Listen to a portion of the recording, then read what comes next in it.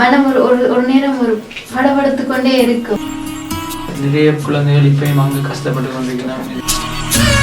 கைப்பட்டுட்டேன். அப்ப எனக்கு அவர் உள்ள வந்தோன்னு எனக்கு சரியா அழுகையா வந்துச்சு. ஆனா உண்மையா சொன்னா எல்லாமே ஒரு கிட்ட கனவு மாதிரி இருந்தது.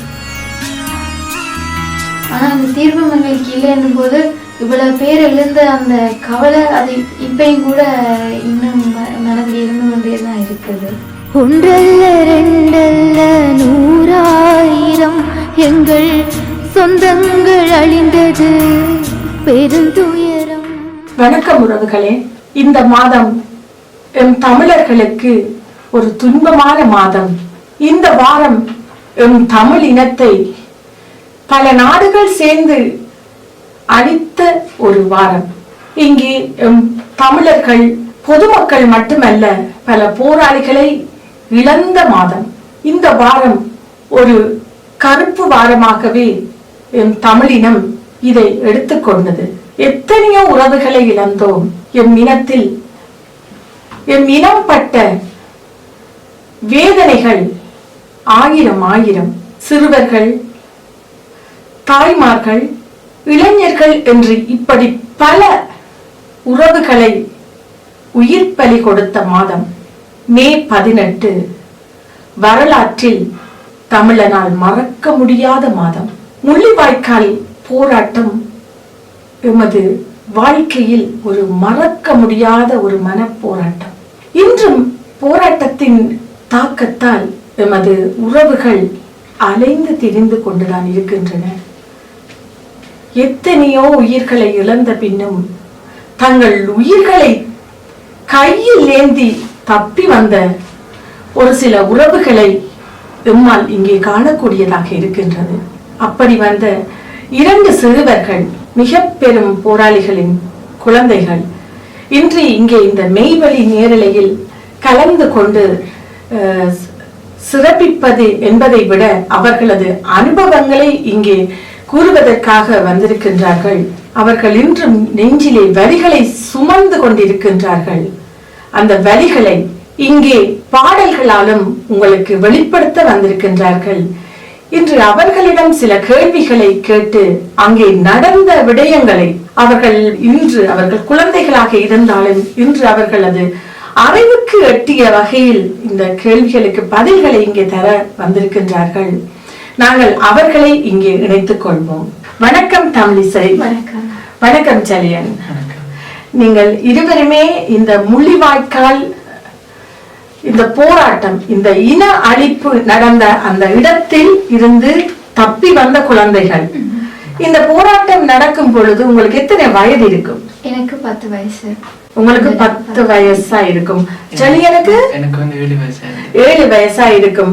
இந்த போராட்டம் நடந்த போதெல்லாம் நீங்கள் எங்கே எப்படி அந்த உங்களுக்கு அது ஞாபகம் இருக்குங்களா? கண்டிப்பா 10 வயசா இருந்தா கூட எனக்கு நிறைய ஞாபகங்கள் இருக்குது என்று சொல்லலாம். இப்ப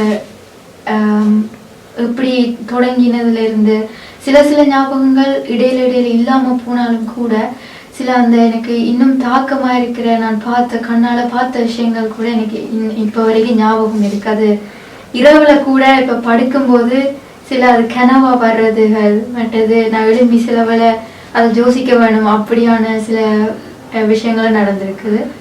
அதனூடாக எனக்கு அந்த ஞாபகங்கள் கணக்கே இருக்குது. இப்போ கணக்கே இருக்குது. ஏனென்றால் நீங்கள் 10 வயது இருக்கும் பொழுது நீங்கள் அந்த நேரங்கள் பாசி பட்டினி என்றெல்லாம் நீங்கள் அந்த அனுபவங்களை கூட இப்ப போர் என்னும் பொழுது வெடிச்சத்தங்கள் வரும், இராணுவத்தினர் வருவார்கள், அங்கே போராட்டங்கள் நடக்கும், ஷெல் தாக்குதல் எல்லாம் நடந்திருக்கும். அப்படியான நேரங்கள் எல்லாம் நீங்கள் எங்கே ஒழித்திருந்தீங்கள்? எப்படி அதுகளை உங்களால் சமாளிக்க முடிந்தது? எங்களுக்கு பயம், எப்பயுமே பயம்ன்றது மனதுல இருந்து கொண்டேதான் இருந்தது. நான் அந்த சத்தங்கள் இப்ப நாங்க சின்ன பிள்ளைல அப்ப அந்த கிபிட் சத்தம் மற்றது எங்களுக்கு செல்வார அந்த சத்தங்கள், வெடிக்கிற சத்தங்கள், அதுகள் எல்லாத்தையும் கேட்டா மனம் ஒரு நேரம் ஒரு படபடுத்து கொண்டே இருக்கும். அப்ப எப்பயுமே நாங்க எங்களோட அம்மாவத்தோட நாங்க கூட இருந்தோம். பங்கர் வாழ்க்கை எங்களுக்கு அந்த 5 மாசம் நாங்க இருந்தது புதுக்குடியிருப்பு. அப்ப எங்களுக்கு தொடங்கினது மொத்தமா 5 மாசம். 5 மாசம். அப்ப அந்த 5 மாசம் பங்கரும் எங்காலும் வெளியில இல்லாட்டி எங்காலும் ஒரு கொட்டிலுக்கு கீழே அப்படியானதான் எங்களோட வாழ்க்கை இருந்தது அந்த 5 மாசம். ஏனென்றால் அந்த 10 வயது நீங்கள் ஓடி திரிந்து விளையாடின அந்த காலங்களை எல்லாம் அந்த பங்கரிலேயே கழிக்க வேண்டிய ஒரு நிலை உங்களுக்கு ஏற்பட்டிருக்கிறது இல்லையா? அந்த காயங்கள் எல்லாம் உங்களது மனத்திலே மிகவும் ஒரு ஆணித்தனமாக பதிந்திருக்கும் இல்லையா? தமிழ் இங்கே வந்த பின்பு இப்போது அந்த நாட்களை நினைக்கும் பொழுது உங்களுக்கு பயமாக இருக்கிறதா? இன்னும் அதை நினைக்கும் பொழுது உங்கள் மனதில் ஒரு கொடூரமான ஒரு நாளாகத்தான் உங்களுக்கு இருக்கும் இல்லையா? கண்டிப்பா. அது ஒரு இப்ப இங்கிலீஷ்ல சொல்ல ஹொரர்னு சொல்லலாம். அந்த வாழ்க்கை நேரம் இப்ப அந்த ஹொரர் என்ற வாழ்க்கையினுடைய ஹொரர் அந்த அந்த அந்த அவ்வளவு 5 மாசங்களும் இப்ப இங்க வந்தா கூட இங்கேயும் நிறைய சந்தோஷங்கள் இருக்குது, நல்ல வாழ்க்கை இருக்குது. ஆனாலும் கூட அந்த அந்த பயம் அந்த அவலத்தை அனுபவிச்சு விட்டு வந்ததால இருக்கிற அந்த அந்த கவலை மெடது சோர்வு எல்லாமே எங்களுக்குள்ள எப்பயுமே இருக்குது. அதை என்ன வழியால தீர்க்கிறேன்னு எங்களுக்கும் கூட தெரியலேன்னா எங்களுக்கு ஒரு தீர்வு இல்லை. இப்போ ஒரு தீர்வு இருந்திருந்தா நாங்க அதை வச்சுக்கொண்டு ஒரு மன திருப்தி அடைஞ்சிருக்கலாம். ஆனா அந்த தீர்வும் எங்களுக்கு இல்லைன்னும் போது இவ்வளவு பேர் எழுந்த அந்த கவலை அது இப்பயும் கூட இன்னும் மனதில் இருந்து கொண்டேதான் இருக்குது. நான் நினைக்கிறேன் தமிழிசை, உங்களது தந்தையும் தாயும் நீண்ட கால போராளிகள் என்று போராளிகளா இருந்தார்கள் என்று நினைக்கிறேன். இந்த போராட்ட காலங்களில் அவர்கள் உங்களோட தங்கி விட்டார்கள் இல்லையா? இல்ல, எங்களோட அப்பா எங்களோட இருக்கையில கடைசி வரைக்கும் அப்பா போர்க்களத்துலதான் ஃபுல்லா நின்றவர். அப்பப்ப வந்துட்டு போவார். அதுவும் சரியான கஷ்டமான விஷயம் என்றால் எங்களோட அப்பா வரும்போது எல்லாமே காயப்பட்டார். அப்ப எனக்கு அது கூட சரியான காலையா இருந்தது. அந்த அப்பதான் நான் அவர் பார்ப்பேன், ஒரு நாள் தான் நான் பார்ப்பேன். ஆனா கூட அவர் காயப்படுத்த போவார். பஸ்னா கவலையா இருக்கும். ஒருக்கா சாப்பாடு எங்களுக்கு சாப்பாடு சமைச்சு தரேன்னு வந்தேன். அப்ப வந்துட்டு எங்களுக்கு வெளியில சமைச்சிட்டு உள்ளுக்க அவர் சாப்பாடு எடுக்க போய் காயப்பட்டுட்டார். அப்ப எனக்கு அவர் உள்ள வந்தோடனே எனக்கு சரியா அழுகையா வந்துச்சு. என்ன செய்யறேன்னு தெரியல. அப்போ என்னோட இருக்கணும் எங்களோட இருக்கணும் காயப்படணும். ரெண்டாவது அதன் உணவு கொண்டு அடுத்து தண்ணி எடுக்க போனார். அப்ப என்ன சொந்தக்காரனும் சேர்ந்து போனவியல் போகும்போது வந்தார் ஃபுல்லா எல்லாம் பிளட்டோட. அப்ப நான் கேட்டு என்ன நடந்துச்சுன்னு, வலிமையா நடக்கிற மாதிரி அங்க செல் போட்டுட்டாங்க. அப்ப அவருக்கு ஃபுல்லா காயம் வந்துட்டு அதனாலே அப்பாவை இனி அது அப்பா வரக்கூடாது நான் அந்த நேரம் நினைச்சேன். இனி அவர் காயப்பட்டு போவாரோ எனக்கு பயம், இழந்துருவேணும் இழந்துருவேணும்ன்ற ஒரு பயம் இருந்தது. ஆனா என் அம்மா எங்களோட கூட தான் இருந்தவா. எங்களை தனியா விடல அதுன்ற பட்சத்தால அம்மா எங்களோட கூட தான் இருந்தவா. உண்மையிலேயே இப்படியான உறவுகளில், அதாவது இந்த சிறு வயதிலே இங்கே நாங்கள் புலம்பெயர்ந்து வந்தால் எங்களது சிறுவர்கள் எப்படி ஒரு வாழ்க்கையை இங்கே வாழ்ந்து கொண்டிருக்கிறார்கள். அவர்களுக்கு சுதந்திரமாக நடமாடக்கூடியதாக இருக்கின்றது. இங்கே எல்லா விதமான வசதிகளும் அவர்களுக்கு கிடைக்கின்றது. ஆனால் இந்த போரிலே மாண்ட குழந்தைகளுக்கு எந்த விதமான வசதியும் கிடைக்கவில்லை. தனது தந்தையோ தாயோ வெளியே போனால் மீண்டும் திரும்பி வருவார்களா, அவர்கள் உறவு அவர்களோடு தொடர்ந்து நிலைக்குமா என்று ஒரு ஏக்கத்திலே அவர்கள் வாழ்ந்து இன்று வரைக்கும் அதே ஏக்கத்தோடு இருக்கின்றார்கள். நாங்கள் இப்போது செலியனிடம் செலியன், உங்களுக்கு இந்த புள்ளி வாய்க்கால் என்பது இந்த இன அழிப்பு, அதாவது இங்க எல்லா நாடுகளும் சேர்ந்து எங்களது இனத்தை அழித்த போது நீங்கள் ஒரு சின்ன பிள்ளையா இருந்திருப்பீங்கள் இல்லையா? இப்ப உங்களுடைய அக்கா சொன்னது போல, அதாவது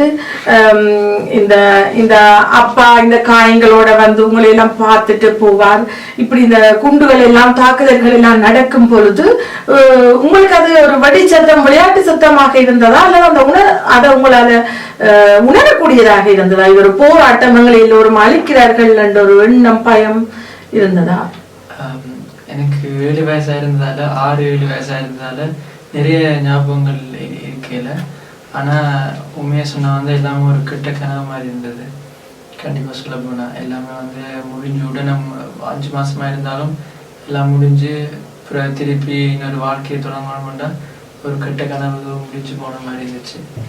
என்னென்னா சில சில ஞாபகங்கள் மட்டும்தான் இருந்தது. அதுலேயும் வந்து சில கொடூரமான ஞாபகங்கள் இருந்தது. இப்போ அக்கா சொன்னது அந்த அப்பா வந்தது சில ஞாபகங்கள் இருக்கு. அப்பா வந்து காயப்பட்டது. ஆனால் நான் வந்து அம்மாவோட வழியை தான் நிறைய பார்த்துருப்பீங்க. அம்மாவோட தான் ஃபுல்லாக நான் இருந்தேன். அப்போ அம்மாவோட வழி தான் எனக்கு ஃபுல்லாக தெரியும். நிறைய மெட்டாக்குள்ள இது அவ்வளவு தெரியல. அப்பா வந்துட்டு போகும் பொழுதெல்லாம் அம்மா உங்களை எப்படி காப்பாற்றுவா, அப்பாவுக்கு ஏதாவது ஒன்று நடந்தால் எப்படி உங்களை தொடர்ந்து காப்பாற்றுவான்ற ஒரு எண்ணங்களும் ஏக்கங்களும் உங்களது அம்மாவின் மனதில ஏற்பட்டதை நீங்கள் பார்த்திருப்பீங்க. அப்படின்னாலும் உங்களோட அம்மா வந்து ஃபுல்லா எங்களுக்காக இருந்து ஏனென்றால் அவரும் ஒரு போராளி, நீண்டகால போராளி என்பதால் அவருக்கு அந்த அந்த துணிவு, அந்த எப்படியாவது உங்களை காப்பாற்றுவேன் என்ற ஒரு ஒரு தன்னம்பிக்கை அவருக்கு ஏற்பட்டிருக்கும். இப்போது நீங்கள் இங்கே வந்தது பிறகு அந்த அந்த நாட்களை பற்றி நீங்கள் நினைத்து பார்த்து வேதனைப்பட்டதுண்டா உங்களது கடந்த காலங்களை பற்றி? வந்து 2009 போர் முடிஞ்ச பிறகு யாழ்ப்பாணத்துக்கு போட்டோம். அப்ப அங்க வந்து அதை பற்றி ஒன்றுமே கேட்கக்கூடாது, ஒன்றுமே கதைக்கக்கூடாது. அதை பற்றி என்ன நடந்தது, யாரு நாங்க ஒன்றுமே இல்லை பேசக்கூடாது. அப்ப நான் முதல் சொன்ன மாதிரி எல்லாமே ஒரு கனவு மாதிரி இருந்தது. இப்போ ஒரு புது வாழ்க்கைக்குள்ள போட்டோம், ஒரு புது மனுஷனா இருக்கணும், ஒன்றுமே தெரியாது, யாருன்னே தெரியாது. இயக்கம்னாலே எனக்கு அதுக்கு பிறகு மறந்துட்டேன். இயக்கம்னா யாரு, என்ன நடந்தது எல்லாமே மறந்து. அதை பற்றி பேசினாலே உங்களுக்கு பயம். ஆனா வந்து பிறகு சில பேர் வந்து அதை பற்றி கேட்கல. இயக்கம்ன்றது வரைக்கும் வந்து சில சில ஞாபகங்கள் வந்தது. ஆனா அதை பற்றி கேட்கக்கூடாது வந்து அந்த அவ்வளவு பயம் இருந்தது. அப்புறம் திருப்பி யாழ்ப்பாணத்துல இருக்கைக்குல வந்து அம்மாவே தெரியும். நீங்க தலைவர் மாமா பாத்துருக்கீங்களா? அப்பாவோட பைக்ல வந்து தலைவர் மாமா பாத்துக்கிறேன். சந்தோஷமா இருக்குமே உங்களுக்கு அவரை பார்க்கும்போது. அந்த நேரம் எங்களுக்கு அந்த அந்த மொமெண்ட் வந்து ஓகே அவரால் இருக்கிறார் பார்த்துருக்கோம் இருந்துச்சு. அப்ப எங்களுக்கு அவ்வளவா அந்த போராட்டத்துல அந்த மாமாவுக்கு என்ன ஆச்சுன்னு ஒரு கேள்வி வரும்பொழுது உங்களுக்கு அப்ப எங்களை யார் பாதுகாப்பார்கள் என்ற ஒரு கேள்வி. தலைவர் மாமா அந்த ஆட்சிக்கு இருக்கைக்குள்ள வந்து உண்மையா சரியான சந்தோஷமா தான் இருந்தாங்க. அந்த அந்த எல்லா கெட்ட நினைவுகள் இருந்தாலும் அந்த போர்ல அந்த சில சில சந்தோஷமான நினைவுகள் தான் வந்து இப்பயும் வந்து மனசுல நினைக்கும் பொழுது ஒரு சந்தோஷமா இருந்தது. நான் இப்பயும் வந்து முதல் பொங்கல் கொண்டாடினது ஞாபகம் இருக்குது. ஃப்ரெண்ட்ஸோட வெளியில போனது, எங்கிட்ட தளிர் ஞாபகம் இருக்கு. தளிர்ன்னு சொல்லி தலைவர் மாமா வந்து இப்படி போராளிகள பிள்ளைகள் வந்து பின்னிடம் இருக்கிறதுக்கு கட்டினவர். அதே முடிச்சு விட்டார்களா இப்போது? அதுவும் இல்லையா? அந்த தளிர்ல எங்க ஃப்ரெண்ட்ஸோட இந்த நண்பர்களோட இருந்தது ஞாபகம் இருக்கு. அந்த மூமெண்ட்ஸ் தான் வந்து இப்பயும் என்ன சந்தோஷமடைய வைக்கிறது. ஏன்னா தலைவர் மாமா அந்த பிள்ளைகளுக்காண்டி போராளிகளின் பிள்ளைகளுக்கு நிறைய விஷயங்களை செய்தவர். ஆனால் இங்கே வந்து போராளிகளின் பிள்ளைகள் என்று ஒரு ஒரு போராளிகளை ஒரு வித்தியாசமா பார்த்தேன். உங்களது மனது இன்னும் வேதனைப்படுத்தி இருக்கும் இல்லையா? சிலர் அப்படியும் போராளி பிள்ளைகளுக்கு அப்பால தலைவர் மாமா அங்க எல்லாருக்குமே அங்க இருந்து அந்த சின்ன சின்ன பிள்ளைகளுக்கு செய்வாரு. சின்ன பிள்ளைன்னா ரொம்ப பிடிக்கும்.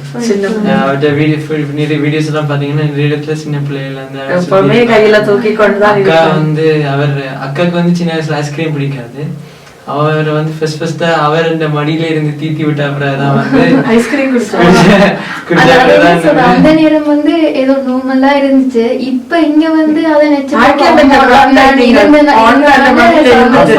வந்து என்னையும் கூப்பிட்டு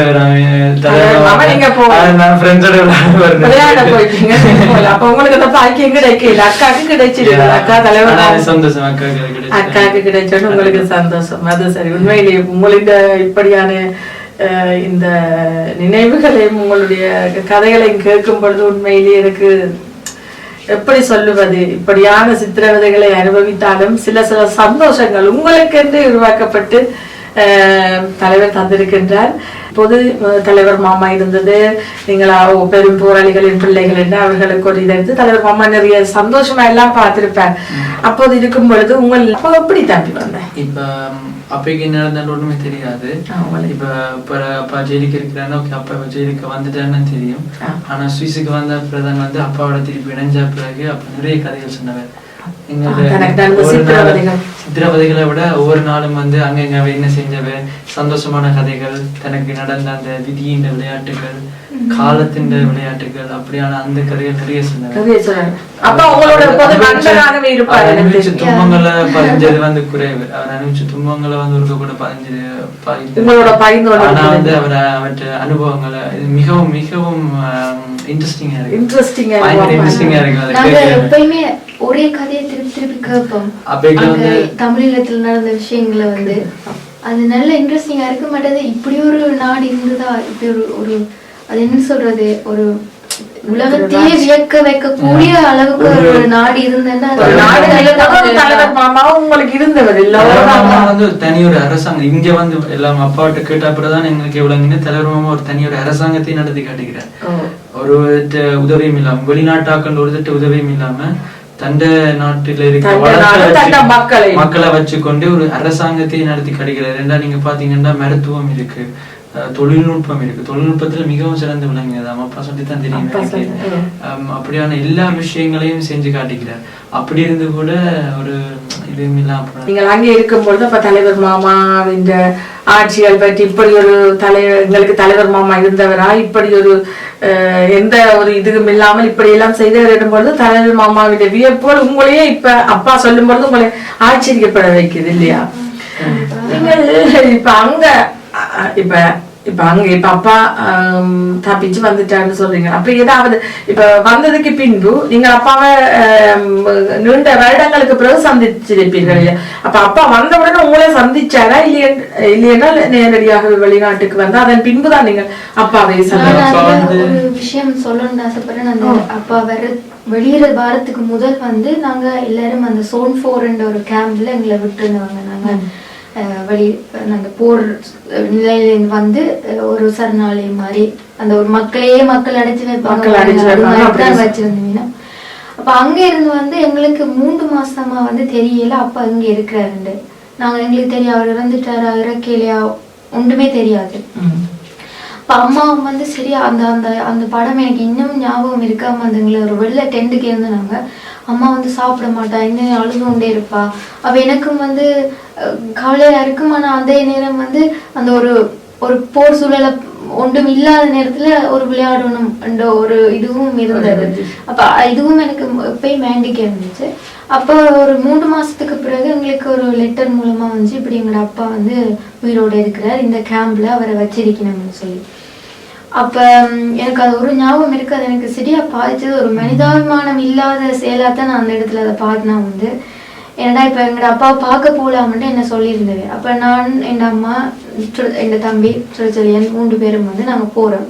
அப்ப எங்களை ஒரு வேன் வச்சுதான் பஸ்ல இருந்து கூட்டிட்டு போனது. அப்ப அவை சொல்லிச்சுன்னா அப்ப முதல் வந்து தம்பியும் அம்மாவும் ஏறிக்கணும். இப்ப நான் பின்னுக்கு வந்து வலிக்கிறேன், என்ன விட மாட்டேன்னு சொல்லிட்டேன். அப்ப நாங்க ஏன் என்ன விட மாட்டேனீங்க? அவர் சொன்னா 2 பேரு தான் நாங்க போவோம், குடும்பத்துல 2 பேர் தான் போகலாம்னு. இப்ப நாங்களே எங்கட அப்பா எங்க இல்லைன்னு ஆதங்கத்துல இருந்துட்டு நாங்க பார்க்க கூட எங்களை விடாத ஒரு நாங்க கெஞ்சி கூத்தாடி நான் அப்புறம் அழுதுதான் உண்மையா அவ்வளவு ஏறினேன். எல்லாரையும் கடைசியா விட்டு சீட் இருந்தா விடுவோம்னு சொல்லிதான் அப்புறம் கடைசியா தான் அப்ப போய் நான் எங்க அப்பா விட மாட்டேன்னு சொல்லிட்டாங்க. அப்புறம் நான் ஏறிப்போய் அந்த ஓமந்த கேம்ப்ல தான் எங்க அப்பா முதலாவது இருந்தார். அப்ப நான் அங்க போறேன். அப்பா அப்படி வெளியில வர எனக்கு கண்ணால் அப்படியே தண்ணி ஒழுக ஓடி பண்ணிடுச்சு. அது என்னால ஏன் அப்படி வந்தது, ஏன் அவரை பார்த்தோன்னு அப்படி கண்ணெல்லாம் அப்படி தண்ணி ஒழுது. அப்பா ஓடி வந்து என்ன கண்டுபிடிச்சா அதுக்கு பிறகுதான் அப்படி உயிர் திரும்பி வந்த மாதிரி அப்பா இருக்கிறார் சந்தோஷம் இருந்திருக்கு. அதுக்கு பிறகு அப்பா ஜெயில இருந்து வந்ததுக்கு பிறகு நேர வெளிநாட்டுக்கு வந்து அதுக்கு பிறகுதான் நீங்கள் எல்லாம் இங்க வந்து சேர்ந்தீங்களா? அப்பா உங்களை எல்லாரையும் கூப்பிட்டது இல்ல?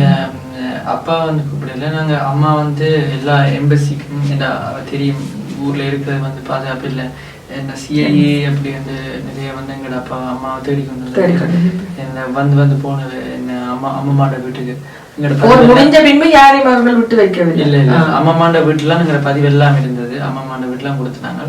நாங்க இருந்தது வேற இடம் மறைஞ்சின்றது. நாங்கள் அப்ப அம்மாவை தேடி வந்தவை அங்க அம்மாண்ட வீட்டுக்கு. அப்ப நாங்க வந்து இருக்கிறது இந்த பாதுகாப்பு அம்மா நிறைய எம்பசிக்கு வந்து கடிதங்கள் இருந்தவா. அதுல வந்து சுவிஸ் எம்பசியும் ஆஸ்திரேலியன் எம்பசியும் தான் வந்து திருப்பி பதில் போட்டது. நாடும் பதிலும் போடல. அப்போ அப்பா வந்து பிறகு இப்போ சுவிஸுக்கு வந்த பிறகு அம்மாவுக்கும் அதே டைமில் வந்து அங்கே விசா ஓகே வாரம்னு சொல்லி அம்மா வாங்க இன்டர்வியூ வச்சு பிறகு சுவிஸ் எம்பசி தான் நாங்கள் இங்கே எடுத்து விட்டு பிறகு இங்கே தான் வந்து பிறகு காட்டு கிடைச்சி. உண்மையிலே நல்ல விஷயம். உங்களுக்கு இப்படி எவ்வளோ வழிகளை தாங்கின உங்களுக்கு இங்கே வந்ததுக்கு பிறகு ஒரு அமைதி அம்மா அப்பாவோடு சேர்ந்து இப்படி எத்தனை குழந்தை நீங்கள் ஒரு 10 வயசு 7 வயசு குழந்தைகளை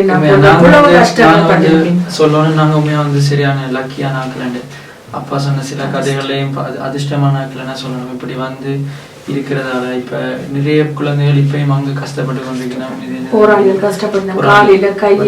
வந்து எங்களோட முயற்சியில இப்படி நாங்க வந்திருக்கிறோம்ன்றத விட காலமும் சில உங்களுக்கு அந்த காலம் ஏனென்றால் அது அப்பா சொன்னதுக்கு சில கதைகள் இப்படிதான் பண்ணீங்கன்னா அப்பா வந்து எங்களை கடைசி நேரத்துல வந்து நாங்கெல்லாம் மங்கள போயிட்டோம். மொழிவாய்க்களை தாண்டி ஒரு பாலத்தால் அங்கே போயிட்டோம்.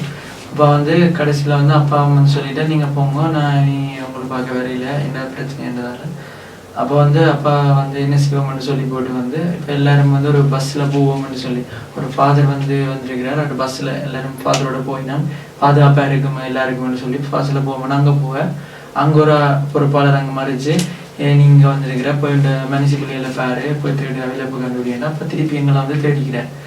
தேடி கண்டுபிடிக்க முடியல, எங்களை கண்டுபிடிக்க முடியலை. நாங்கள் அங்கே தேடிக்க அங்கே இருக்கல. அப்போ அப்படி தேடிக்கொண்டு கேட்கலான்னு இன்னொரு பொறுப்பாளர் அப்பாண்ட பொறுப்பாளர் வந்து சொன்னார், என்ன இப்படி இங்கே நிற்கிறீங்க அங்கே அந்த ஃபாதரோட வந்து எல்லாரும் போய்கொண்டிருக்கீங்கன்னா அந்த பஸ்ஸில் போனீங்கன்னா எல்லாருக்கும் பாதுகாப்பு நீங்கள் விட்டுட்டீங்கன்னு. அப்போ திருப்பி ஓடி வந்திருக்கிறேன். ஓடி வர்றதுக்குள்ள வந்து பஸ் போயிட்டு அப்பைக்கு அப்பா யோசிச்சு வராமன்னா என்ன இப்போ சரியான இப்படியான ஒரு முடிவு எடுத்துட்டோமோ அந்த பஸ்ஸில் போயிருக்கணுமோ அப்படின்னு யோசிச்சுக்கிறேன். ஆனால் அதுக்கு பிறகு அந்த பஸ் உங்களுக்கு தெரிஞ்சுக்க நினைக்கிறேன் பஸ்ஸில் போனாங்க என்ன நடந்தது ஒரு தடவையுமே இல்லை. பஸ் என்ன நடந்ததுன்னு தெரியாது. அந்த பஸ்ஸில் போன எத்தனை பஸ் நிறைய பஸ் போனது ஒரு தடவையுமே இல்லை. அவ்வளோ பெரிய கொண்டுட்டாங்க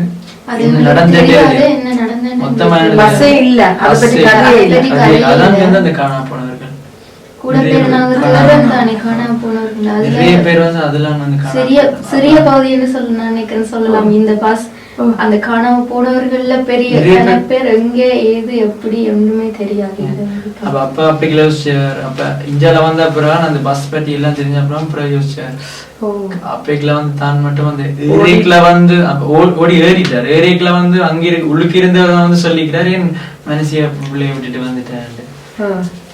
போய் அவையில கண்டுபிடிய நீஞ்ச நிக்கிற போய் அவையில கண்டுபிடி அப்பாவை காப்பாற்றிருக்கோம். உங்களை தேடுவதற்காக அப்பா வந்திருக்கிறார் இல்லையா அப்படின்னு சொல்லலாம். காலம் உங்களை எல்லாருக்கும் அமையுமான்னு தெரியல. எனக்கு என்ன மிகப்பெரிய கவலைன்னு சொன்னா இப்ப நாங்கெல்லாம் இப்படி இருக்கிறோம். எங்களுக்கு ஓகே இங்க ஒரு வாழ்க்கை ஒண்ணு இருக்குது. ஆனா அந்த ஊர்ல இருக்கிற அந்த ஆக்கள் எங்களோட மக்கள் தமிழாக்கள் கஷ்டப்பட்டார்கள். இப்பயும் கஷ்டப்பட்டு கொண்டு இருக்கிறார்கள். அவைய பேர் என்ன கேட்க உண்மையா நாங்கெல்லாம் வந்து ஒரு சின்ன பகுதி தான். நாங்க வந்துட்டோம் இங்கால வந்துட்டோம் ஓகே. ஆனா அந்த வேதனையை அனுபவிச்சு கொண்டிருக்கிறார்கள் உண்மையா அங்க இருக்கிறார்கள். இன்னும் எங்களோட வடபகுதியிலயோ எங்கேயோ ஸ்ரீலங்காவில இன்னமும் அந்த வேதனையை அந்த சித்திரவதையை அனுபவிச்சு எங்களை விட நான் அவையில எப்பயுமே உயர்வாதான் பார்ப்பேன். அவைய நாங்க கும்பிடணும். உண்மையா சொல்லப்போனா அந்த இவ்வளவு பேர் இறந்தவே அவ்வளவு பேரையும் நான் ஒரு கடவுளாத்தான் என்ற மனதுல நான் பாக்குறேன்னு சொன்னா அவ்வளவு பேரும் இறந்துட்டாங்க. நாங்க இப்ப இங்க வந்து உயிரோட இருக்கிறோம். அப்ப அவ்வளவு பேரும் எங்களுக்கு ஒரு கோத்து மாதிரி இருக்கிறீங்க. அந்த மாதிரி அவ்வளவு உயிர்த்தியாகம் செஞ்சு எங்களை காப்பாற்றி இருக்கிற மாதிரி அந்த மக்களோட அவ்வளவு ரத்தத்துல எல்லாம் இருந்து அவ்வளவு ரத்தங்கள் அவ்வளவு காயங்கள் அவ்வளவு மரணங்களை தாண்டி இந்த இடத்துல இன்னைக்கு வந்து நீங்கள் இருக்கிறீங்க. உண்மையிலே வருங்காலங்களில் நீங்கள் பெரியவர்களாக வளர்ந்து வரும்போது அங்கே உள்ள மக்களுக்கும் உங்களால முடிந்த உதவிகளை நீங்கள் செய்வதற்கு என்றைக்குமே தயாராக இருக்க வேண்டும் இல்லையா? அவர்கள் எங்களது கடமை என்றால் எமது தேசிய தலைவர் அதாவது எங்களது தலைவர் மாமா எங்கள் புலம்பெயர் மக்களை நம்பித்தான் இந்த சில பணிகளை ஒப்படைத்திருக்கின்றார். நாங்கள் அவர் இருக்கிறார் இல்லை என்பதை தாண்டி நாங்கள் எங்களால் முடிந்தவர்களை நாங்கள் எமக்காக போராடியவர்களுக்காக வேண்டி நிச்சயமாக செய்ய வேண்டும். இன்றைக்கு உண்மையிலேயே நீங்கள் இருவரும் வந்து இந்த உங்களது மனதில் இருந்து வந்த அந்த வேதனைகளை இங்கே பதிவிட்டது நேர்கள் கண்டிருப்பார்கள், பார்த்திருப்பார்கள். இப்படி உங்களை போல எத்தனையோ குழந்தைகள் இங்கே எல்லா நாடுகளிலும் இருப்பதற்கு கூட வாய்ப்புகள் இருக்கின்றது. ஏனென்றால் உங்களை போல ஒரு சிலர் தப்பி இருப்பார்கள், பலர் அங்கே தங்களது உயிர்களை தியாகம் செய்திருப்பார்கள். உண்மையிலேயே அவர்களுக்கு கூட இன்றைக்கு இந்த உரையாடலை பார்க்கும் பொழுது மனசு கொஞ்சம் வேதனை தான் படுவார்கள். ஓ, இவர்களோடு நாங்கள் வாழ்ந்தோம், இவர்களோடு இருந்தோம், இன்றைக்கு அவர்களும் இல்லை, எங்கள் தலைவனும் இல்லை, மாவீரர்களாய் போயின எங்கள் போராளிகளும் இல்லை, எங்கள் மக்களும் இல்லை, இன்றைக்கு எந்த ஒரு முடிவும் இல்லை. இதுதான் எங்களது ஒரு கேள்வியாகவே இருக்கின்றது. நிச்சயம் எல்லாத்திற்கும் ஒரு முடிவு உண்டு. உங்களுக்கும் ஒரு நல்ல ஒரு எதிர்காலம் இங்கே இருக்கின்றது. உங்களை போன்ற குழந்தைகள் நன்றாக இருக்க வேண்டும் என நான் இந்த இடத்துல மாவீரர்கள் இந்த ஆசிரியர் வேண்டி நான் இந்த இடத்தை கேட்டுக்கொண்டு, இன்னைக்கு நீங்கள் இருவரும் மடிந்த இந்த மக்களுக்காக, முள்ளிவாய்க்காலில் மரித்த இந்த போராளிகளுக்காக, மக்களுக்காக ஒரு பாடல் ஒன்றை இங்கே உணர்வாக நீங்கள் தர இருக்கின்றீர்கள் இல்லையா? இருவரும் இணைந்து ஒரு பாடலை இந்த நாள் இந்த மக்கள் இதை நினைவு கூர்வதற்காக ஒரு பொருத்தமான பாடலை இங்கே நீங்கள் கொண்டு வந்திருக்கிறீர்கள். உண்மையிலே அந்த பாடலை கூட கேட்கும் பொழுது எனது கண்கள் கூட குளமாகின்றன. ஏனென்றால் அந்த வரிகள் அப்படி அற்புதமான வரிகள், அந்த அந்த நிலைமையை அப்படியே சொன்னது போல ஒரு ஆழமான வரிகள். அதாவது சில வரிகளை நான் பார்க்கும்பொழுது உண்மையிலேயே ஆயிரம் மாவீரர்களை இழந்தோம், ஆனால் என்றைக்குமே இந்த முள்ளிவாய்க்கால் என்பதை நாங்கள் என்றைக்கும் மறந்துவிட முடியாது. எமது மக்களின் இந்த தியாகங்கள், மாவீரர்களின் தியாகங்கள் என்றைக்குமே அழியாது, மக்களின் தியாகங்களும் என்றைக்குமே வீண் போகாது. சரியா, நீங்கள் ஏதாவது உங்கள் மனசில் உள்ளது ஏதாவது சொல்ல விரும்புகிறீர்களா? ஏதாவது பகிர்ந்து கொள்ள விரும்புகிறீர்களா மக்களோடு? கண்டிப்பா. கடவுள் இருக்கிறாரோ இல்லையோ தெரியாது, ஒரு தரம் பார்த்ததும் இல்லை. ஆனால் மாவீரர்களும், எங்கள் மண்ணில் மடிந்த மாவீரர்களும் மக்களும் வந்து எங்களுக்கு எப்பயுமே கடவுள் மாதிரி. அவர்களை நீங்கள் என்றும் மறந்து விடாதீர்கள். நிச்சயமாக மாவீரர்களையும் அன்று மடிந்த மக்களையும் நாம் மறந்துவிடக்கூடாது. தமிழிசை, நீங்கள் ஏதாவது மக்களுக்கு இறுதியாக ஏதாவது சொல்ல விரும்புகிறீர்களா? உடல் மனசில் ஏதாவது? மக்களுக்கு பொருந்தும், அதே மாதிரி எங்களுடைய இளம் சமுதாயத்துக்கும் பொருந்தும். இப்போ நாங்கள் அந்த போராட்டத்திலேருந்து வந்த ஒரு குழந்தைகளை நாங்கள் உங்கள்கிட்ட கெஞ்சி கேட்குறோம், இனியும் எங்கள் தமிழினம் கஷ்டப்படக்கூடாது.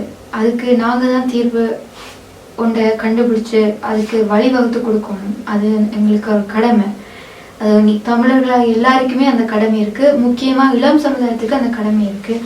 அப்போ அந்த கடமையை நீங்கள் தான் தீர்த்து வைக்கணும். தலைவர் மாமா சொன்ன மாதிரி எங்களோட இளம் சமுதாயம் தான் இனி எங்களோட தமிழகத்திൻ്റെ வித்தாக இருக்கிறோம்.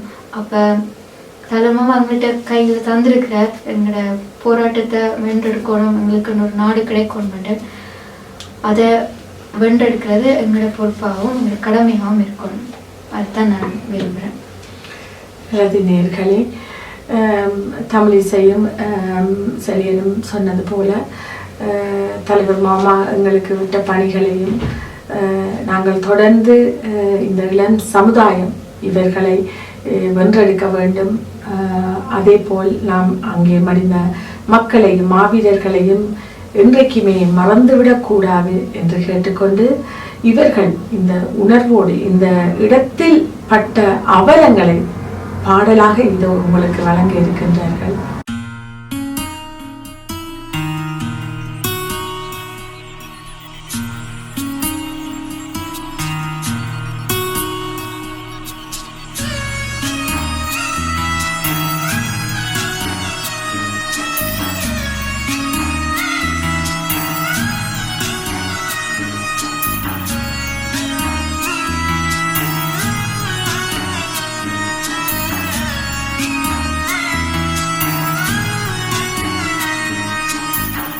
ஒன்றல்ல ரெண்டல்ல 100,000 எங்கள் சொந்தங்கள் அழிந்தது பெருந்துயரம். ஒன்றல்ல ரெண்டல்ல நூறாயிரம் எங்கள் சொந்தங்கள் அழிந்தது கொடும் துயரம். என்னாலும் நினைத்து நினைத்து அழுது துடிக்கிறோம். அந்த முள்ளிவாய்க்கால் சோகம் தன்னை நினைத்து அழுகிறோம். என்னாலும் நினைத்து நினைத்து அழுது துடிக்கிறோம். அந்த முள்ளிவாய்க்கால் சோகம் தன்னை நினைத்து அழுகிறோம். ஒன்றல்ல ரெண்டல்ல நூறாயிரம் எங்கள் சொந்தங்கள் அழிந்தது கொடும் துயரம்.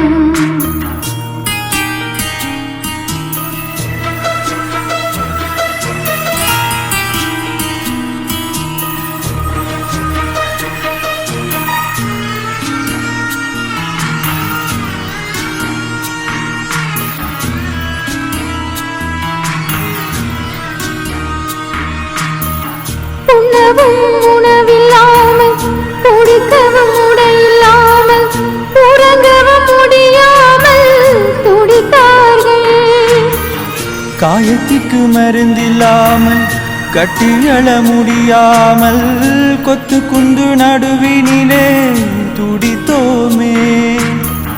ஒப்பாரி குறையாமல் கொள்ளி வைக்க முடியாமல் உறவினை இழந்து நின்று தவித்தார்கள். ஒப்பாரி குறையாமல் கொள்ளி வைக்க முடியாமல் உறவினை இழந்து நின்று தவித்தோமே. ஒன்றல்ல ரெண்டல்ல நூறாயிரம் எங்கள் சொந்தங்கள் அழிந்தது கொடும் துயரம்.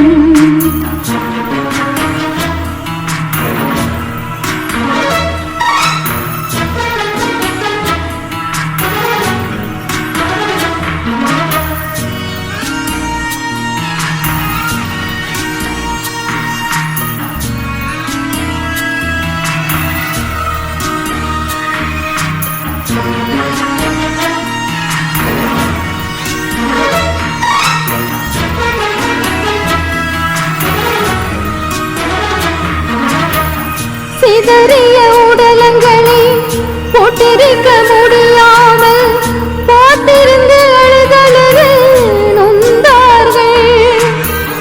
குண்டுமலை நடுவினிலே சாவுக்குள்ளே நடுநடுங்கி உடைமைகள் இழந்து நின்று துடித்தோமே.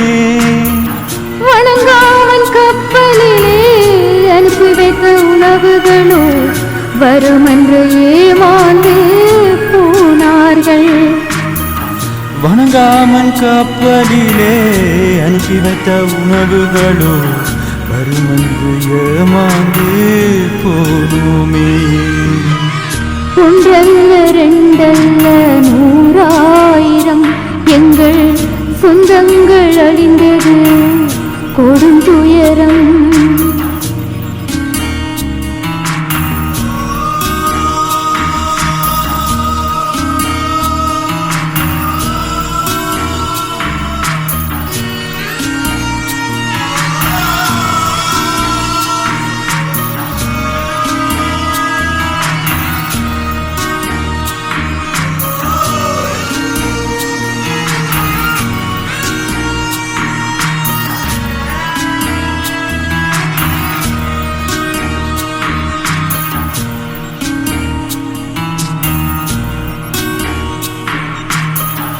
கையிழந்து காலிழந்து சொத்திழந்து சுகமிழந்து வீதியில நடைபிணமாய் கிடந்தார்கள். வந்த பகை நடுவினிலே சித்திண்டு போனோமே. வன்னி மண்ணின் சோலை வனம் இழந்தோமே. கம்பி வேலிக்குள்ளே நின்று சொந்தங்கள் வருமென்று காத்திருந்து காத்திருந்து அழுதார்கள். கம்பி வேலிக்குள்ளே நின்று சொந்தங்கள் வரும் என்று காத்திருந்து காத்திருந்து அழுதோமே. ஒன்றல்ல ரெண்டல்ல நூறாயிரம் எங்கள் சொந்தங்கள் அழிந்தது பெரும் துயரம். என்னாலும் நினைத்து நினைத்து அழுது துடிக்கிறோம். அந்த முள்ளி வைக்க சோகம் தன்னை நினைத்து அழுகிறோம். என்னாலும் நினைத்து நினைத்து அழுது துடிக்கிறோம். அந்த முள்ளி வைக்க சோகம் தன்னை நினைத்து அழுகிறோம். ஒன்றல்ல ரெண்டல்ல நூறாயிரம் எங்கள் சொந்தங்கள் அழிந்தது கொடும் துயரம். ஒன்றல்ல ரெண்டல்ல நூறாயிரம் எங்கள் சொந்தங்கள் அழிந்தது கொடும் துயரம்.